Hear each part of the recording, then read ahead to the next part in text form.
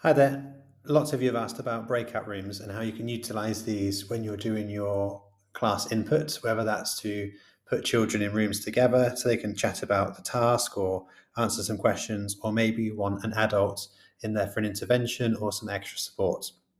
So I've got my Teams desktop app open here. I don't believe you can do this in the browser, so make sure it's on the desktop app.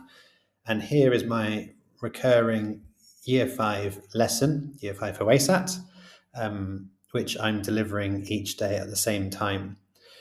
Breakout rooms need to be created beforehand, and you can't create them within the meeting. So if you're a Zoom user, you'll be able to do those on kind of quite ad hoc in your Zoom meetings. With Teams, it's best to create them beforehand.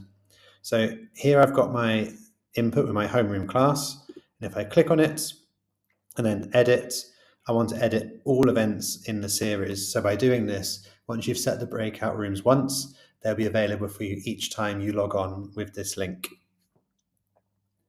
Here's my Teams link. This is the one that the children would have received via Seesaw. It's happening every day at 11 o'clock, and here's my lesson name. Now, at the moment, there are no options along the top, and they should appear up here for breakout rooms. So I'm going to add my learning assistant to this task. Mr. Owens, my learning assistant. I'm going to also just double check in my settings that he is listed as a presenter as well. Not essential, but just good practice if you've got other adults on the call with you to have them as co-organisers and presenters. I'm going to apply, and I'm going to send that invitation across to him. Now, if I go back onto the invite again, hopefully what I'll see now, if I go to edit, then all the events in the series, I've now got an extra option here. These three little dots weren't here before, and this is because I've now got someone on the call with me. If I click those three little dots, I've then got the option for breakout rooms. Like I said, once you've created the breakout rooms once, because this will occur in all the series and all the events, you can set them up however you want. So I'm going to create the rooms. And for this particular kind of activity or where I want it set up, I could have two rooms. So I'm going to add those. And I'm going to name the room. So during the meeting, it's dead easy for me to assign children to it. And I'm simply going to have it a room with my name and my learning assistant's name, Trustee Mr. Owens. Okay. During the call, I can't assign any participants yet. That's why this is grayed out. And the reason for that is the children are accessing your Teams call via the link. But during the call, you will be able to assign them either randomly or manually each time. So if I now go back to my calendar invites,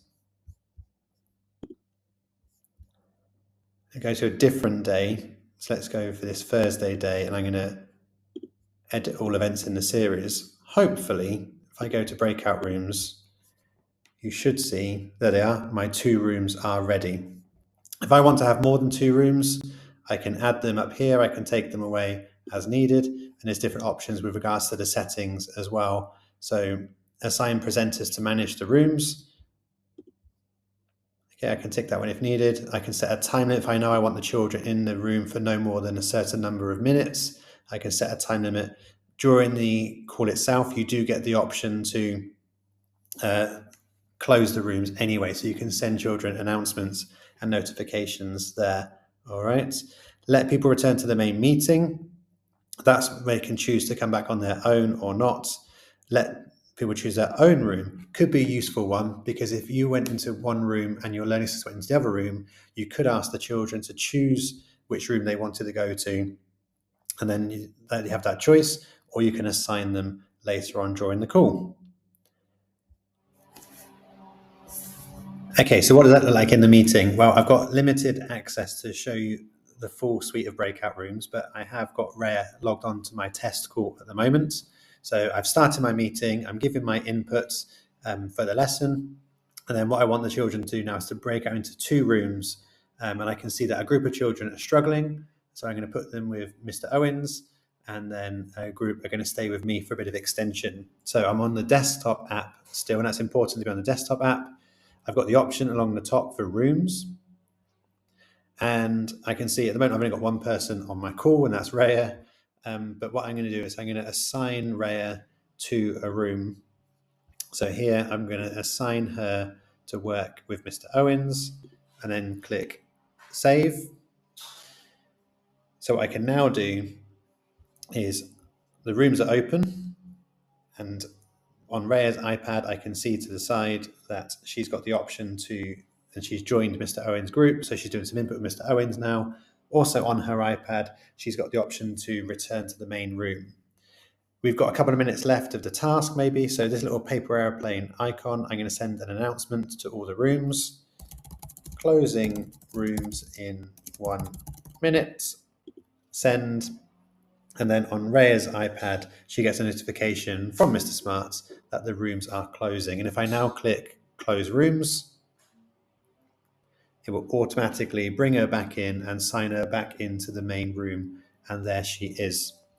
With regards to assigning participants, this is where you can chop and change. If they're not assigned or you want to shuffle them, because there we go, you can shuffle them so it's completely random, or you can have it set however you wish to have it set based on the activity.